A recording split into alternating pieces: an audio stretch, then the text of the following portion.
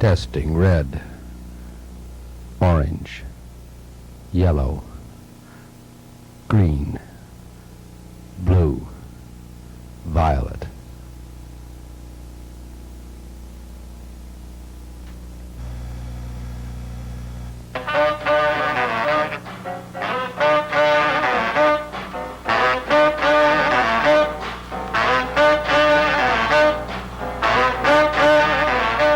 Lovers split.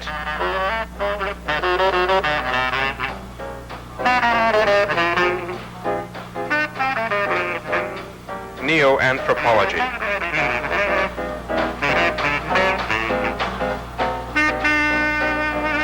Men in leopard skin.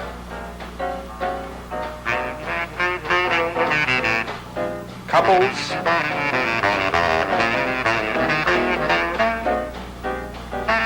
Cheesecake.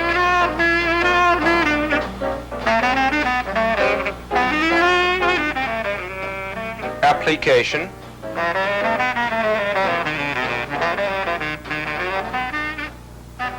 Women and leopards.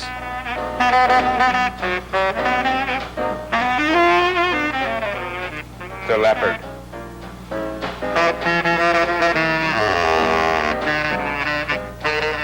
Or no.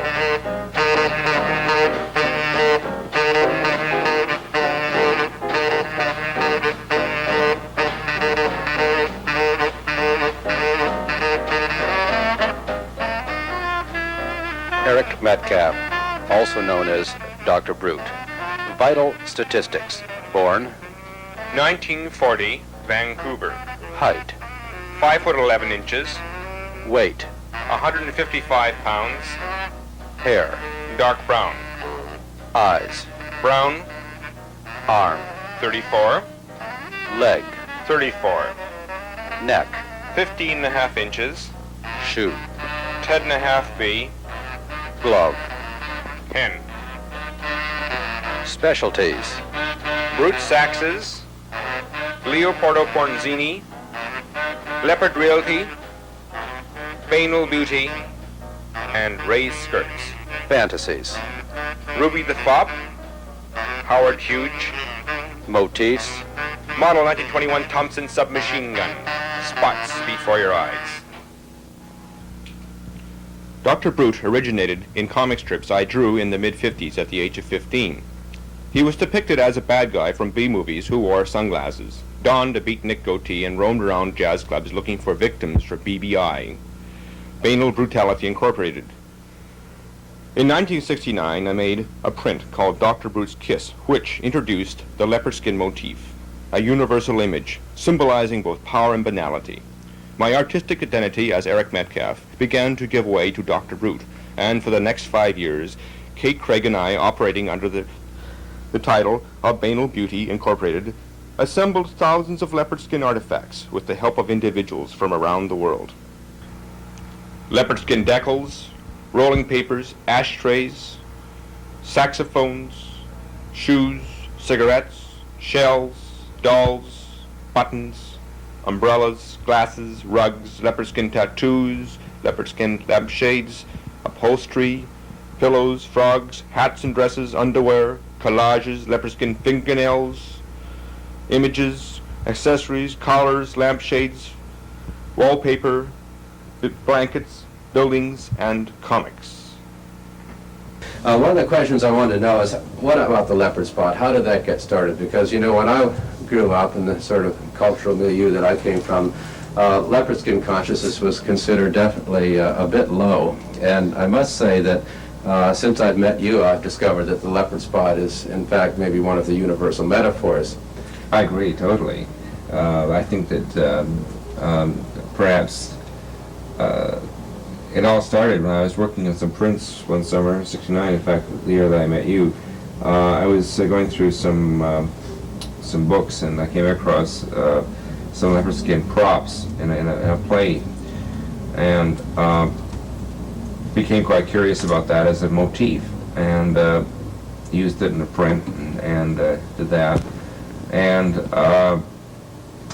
the Dr. Brute image, of course, is always somewhat associated itself with the idea of leopard skin, being a brute image, you know, especially associated more with a sleazy type of situation. But if you start examining it very carefully, you'll find that, you know, leopard skin can be a very, very classy, very potent image.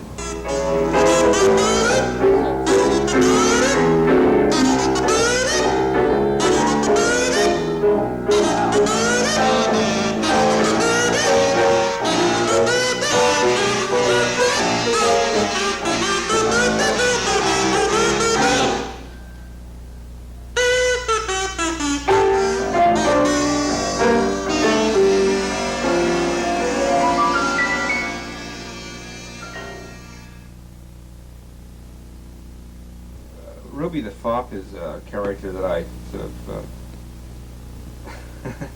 sort of decided to work on in the last year or two.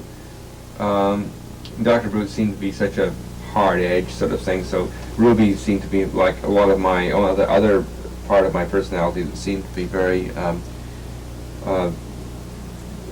you know, involved narcissism, I guess is the word, you know, involved with mirrors and how I looked.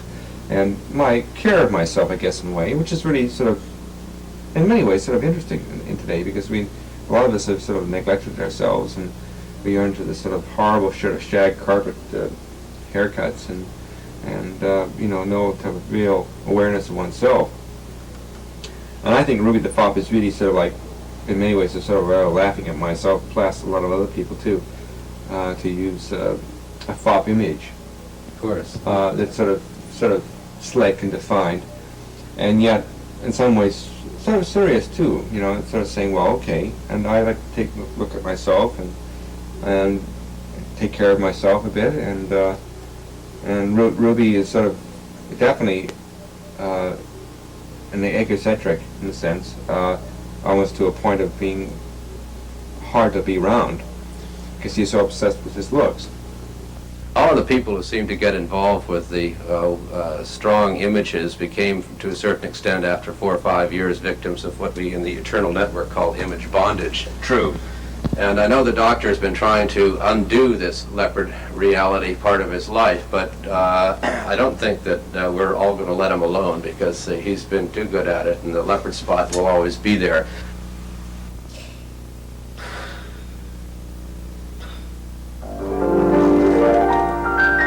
Spots this time.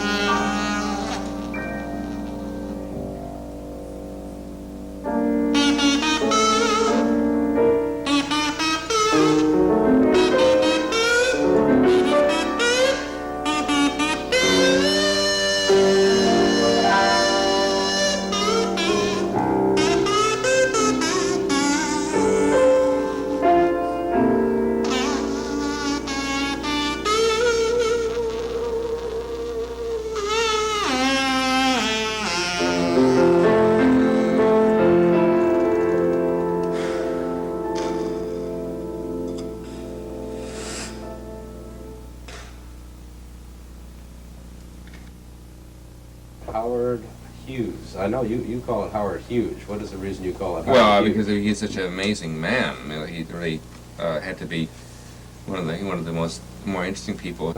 Do you consider him at all a kind of Dr. Brutish kind of character? I think so, yes, Yeah. because of his, he definitely is a product of his time, and I'm curious about him, and so that's why I perhaps have zeroed on him in a way.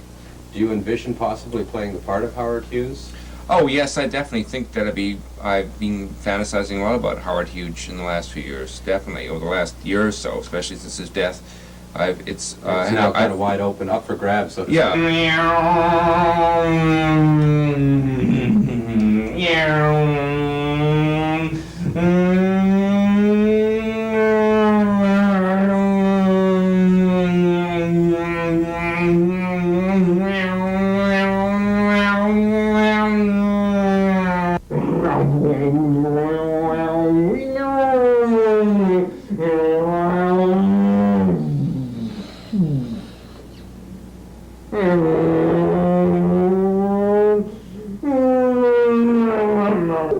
Good evening. This is ACE-TV, broadcasting tonight from the Vancouver headquarters of HH Incorporated.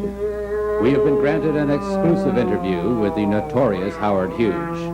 Rumors of a Mexican demise notwithstanding, we are about to come face to face with one of the most elusive characters in modern media history. Excuse me. We're on the air now. Look, mister, I don't know who you are, but we've received assurances that the real Howard Hughes would appear. Look, you want to see the real Howard Hughes?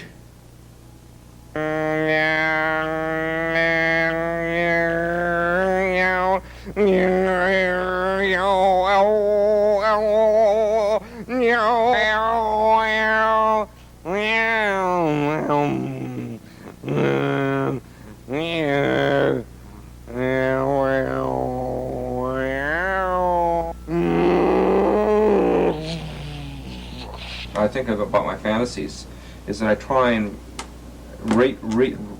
work them in a way, like, my interest in the saxophone, for example, started as a kid and I started drumming saxophone. The Dr. Brute started the same way, and I always try to integrate something that I'm really interested in and into my work and in some way. So whether it's a sculpture or it's a print or a drawing or actually fantasizing something on stage makes it an interesting sort of thing.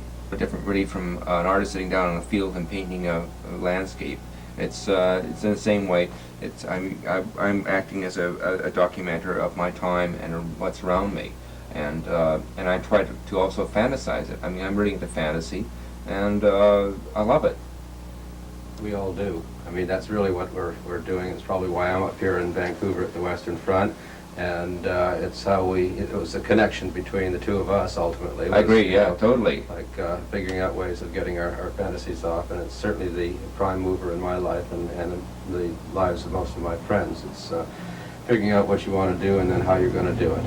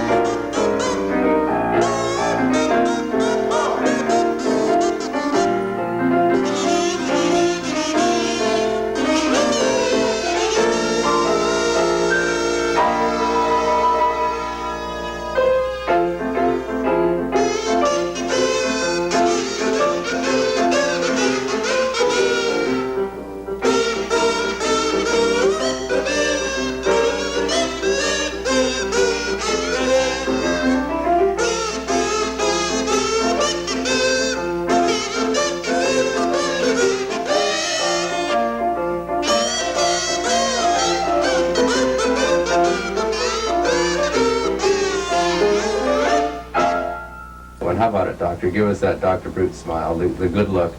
Okay, it's been great. Fade it out.